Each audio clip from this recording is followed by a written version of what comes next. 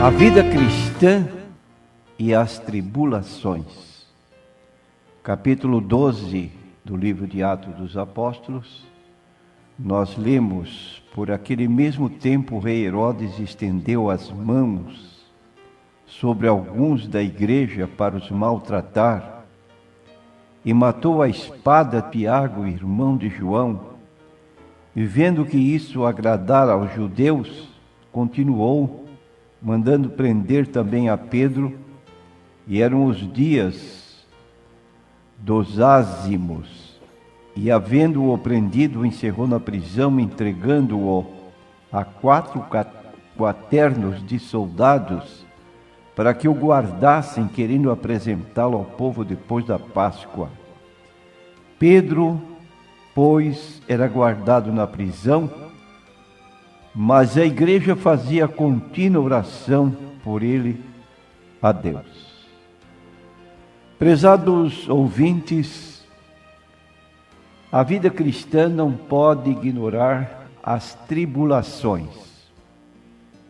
Jesus disse em João 16:33, no mundo tereis aflições, mas tende bom ânimo.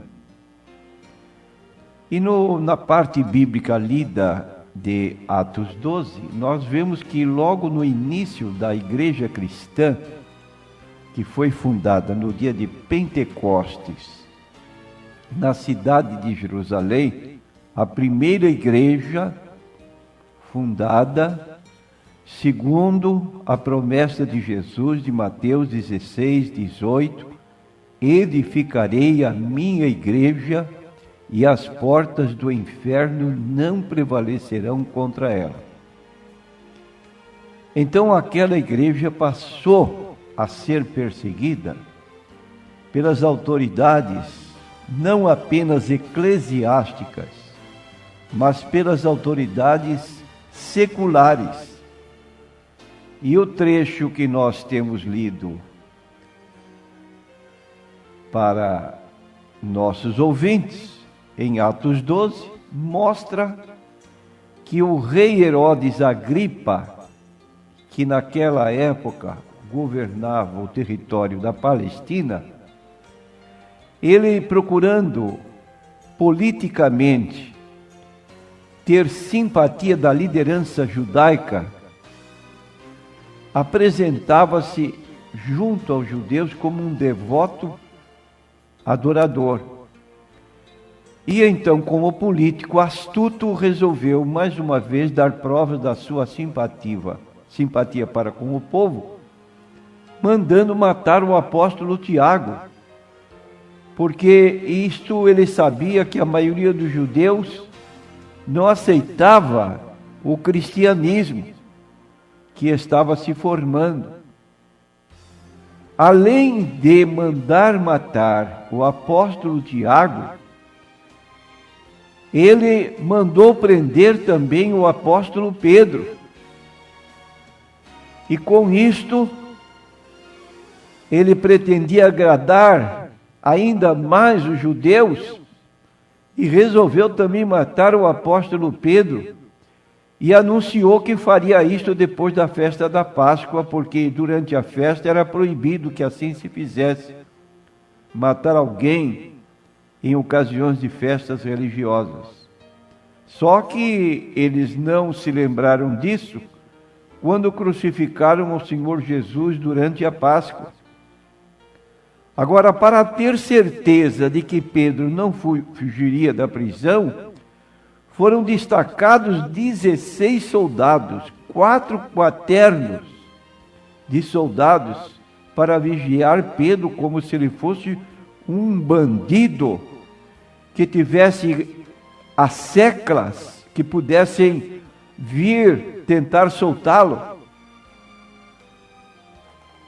E um dos guardas ficava no interior da cela, acorrentado, um grupo deles, acorrentados ao prisioneiro, para que não escapasse sob nenhuma hipótese.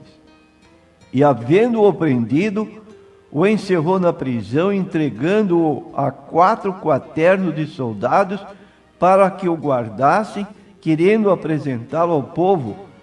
Depois da Páscoa, Pedro, pois, era guardado na prisão.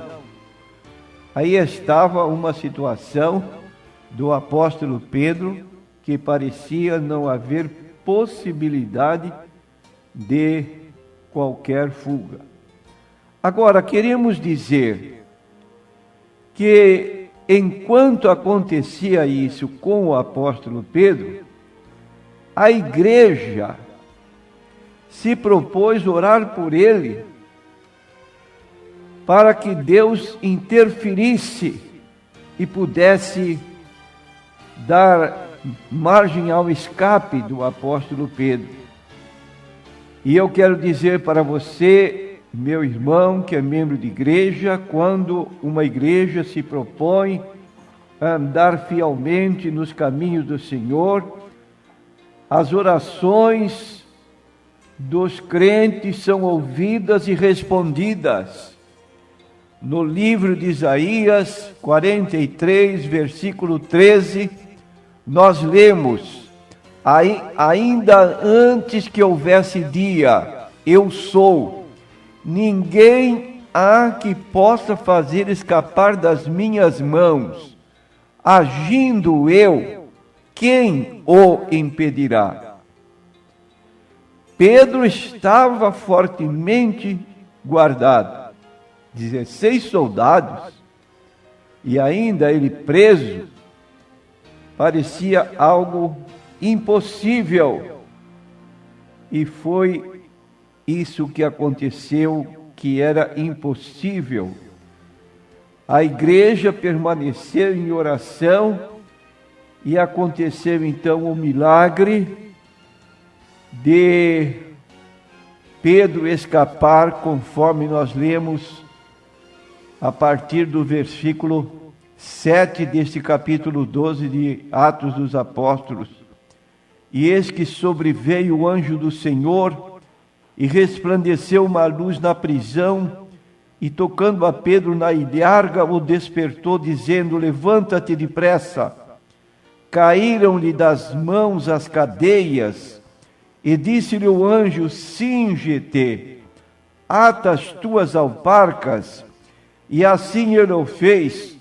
Disse-lhe mais: lança as costas a tua capa e segue-me.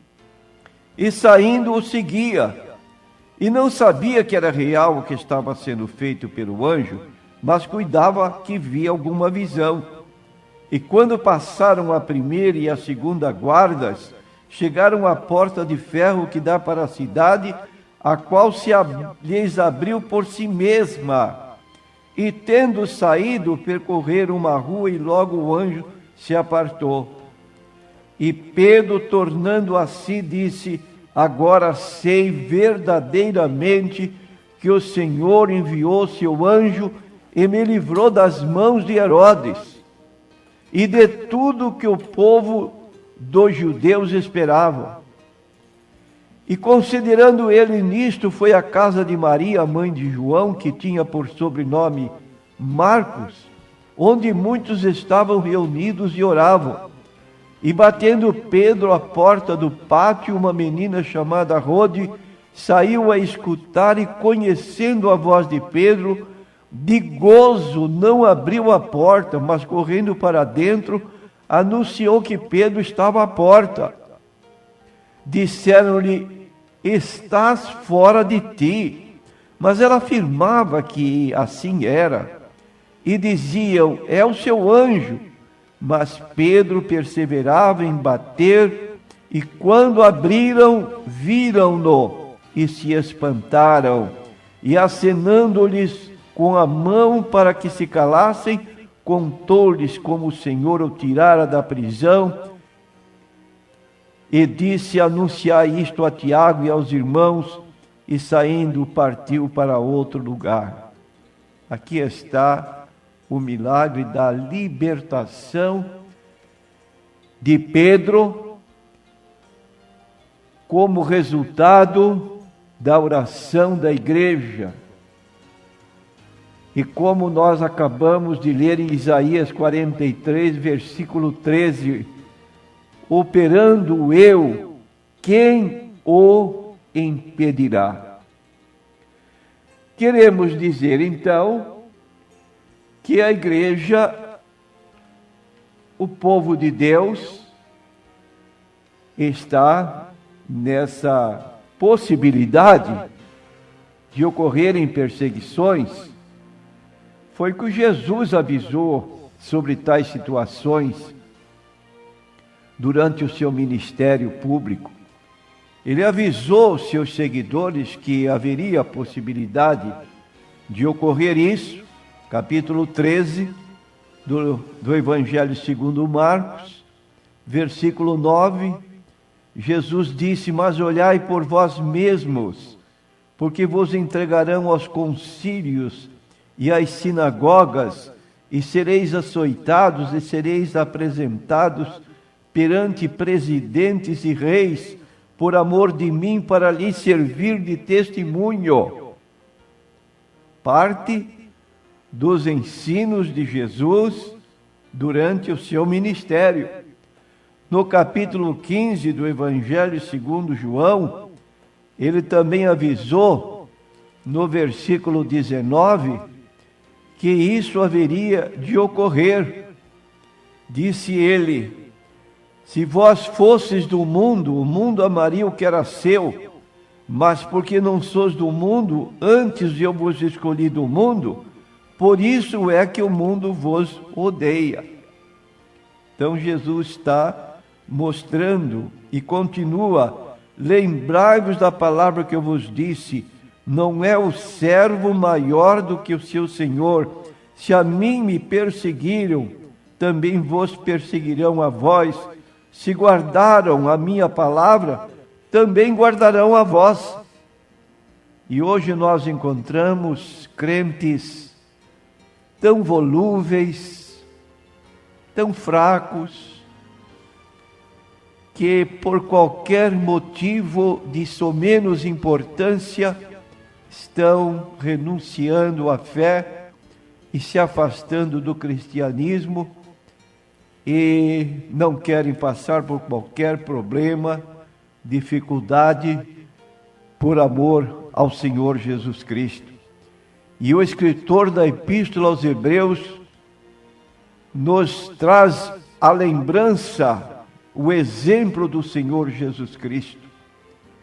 E ele então declara no capítulo 12 deste livro de Hebreus, a partir do versículo 1, ele diz: nós também, porque estamos rodeados de uma tão grande nuvem de testemunhas, deixemos todo o embaraço e o pecado que tão de perto nos rodeia e corramos com paciência a carreira que nos está proposta. Repetindo, corramos com paciência a carreira que nos está proposta, olhando para Jesus, autor e consumador da fé, o qual, pelo gozo que lhe estava proposto, suportou a cruz, desprezando a afronta, e assentou-se à destra do trono de Deus. Considerai, pois, aquele que suportou tais contradições dos pecadores contra si mesmo, para que não enfraqueçais, desfalecendo em vossos ânimos. Ainda não resististes até ao sangue, combatendo contra o pecado. Prezado ouvinte, você tem olhado para o Senhor Jesus Cristo, para o exemplo dele, como diz o apóstolo Paulo, que sendo Deus, não se apegou a essa condição de ser igual a Deus, mas humilhou-se, tomando a forma de servo, e achado na semelhança de homem, foi até a morte, e a morte execrável de cruz. E aqui o apóstolo aos Hebreus está reportando essa ocorrência na vida de Cristo, recomendando que devemos olhar para Ele, para que não desanimemos na nossa carreira cristã. E o que nós observamos em nossos dias é que há pessoas que querem dar uma conotação diferente ao Evangelho de Jesus Cristo, conforme já citamos, no mundo tereis aflições, e querem apresentar o céu aqui na terra. Não é mais como cantávamos há dezenas de anos atrás, o hino que dizia: no celeste por vir, no celeste por vir, com Cristo, no celeste por vir. Hoje, queremos gozar o céu aqui na terra, porque certos pregadores estão transmitindo um evangelho diferente e enganoso. O que fazem estas pessoas? Prometem às pessoas que, se entregarem para Jesus, uma vida de sossego, de paz, de alegria, de abundância. Afirmam que nunca mais terão sofrimentos, que haverá prosperidade material, e vão à televisão, e vão às rádios dar testemunho que estavam vivendo em apertos financeiros e que depois de certo tempo de fazerem sacrifícios financeiros, passaram a gozar de uma nova situação econômica. E várias pessoas ficam iludidas e aceitam o convite como fosse um tipo de ganhar na loteria ou na Mega Sena, mas logo se decepcionam porque as coisas não acontecem da maneira como está sendo anunciado pelas televisões. Eles invertem a ordem dos acontecimentos. Não é isso que a Bíblia declara? Nós vamos ter aflições aqui na terra, ninguém ignore. Agora imagine, meu prezado ouvinte, Jesus vir a este mundo, dar a sua vida em resgate, em redenção por nossas almas, sofrer todo aquilo que sofreu na cruz para nos dar simplesmente riquezas e prosperidades materiais. O seu propósito era esse quando veio este mundo? Ou ele declarou em Lucas 19:10, porque o Filho do Homem veio buscar e salvar o que se havia perdido? Mas é isso que se oferece hoje em alguns grupos religiosos. O propósito de Jesus era muito mais sério. Ele veio arrancar o diabo, arrancar o homem das garras do diabo. Veio tirá-lo do caminho do inferno para colocá-lo no caminho para o céu. Ele disse que aproveita ao homem ganhar o mundo inteiro e perder a alma. Ele veio trazer justificação, ele veio trazer salvação, como diz Romanos 5:1, justificados pela fé, nós temos paz com Deus por meio de Jesus Cristo. Como diz Romanos 8:1, nenhuma condenação há mais para os que estão em Cristo Jesus. Quero dizer que é claro que o Senhor abençoará seus filhos com bens materiais. Ninguém despreza isso. Todo progresso na vida material é muito bem recebido, mas tem uma prioridade que Jesus apontou em Mateus 6:33. Buscai primeiro o reino de Deus e a sua justiça, e todas as demais coisas vos serão acrescentadas.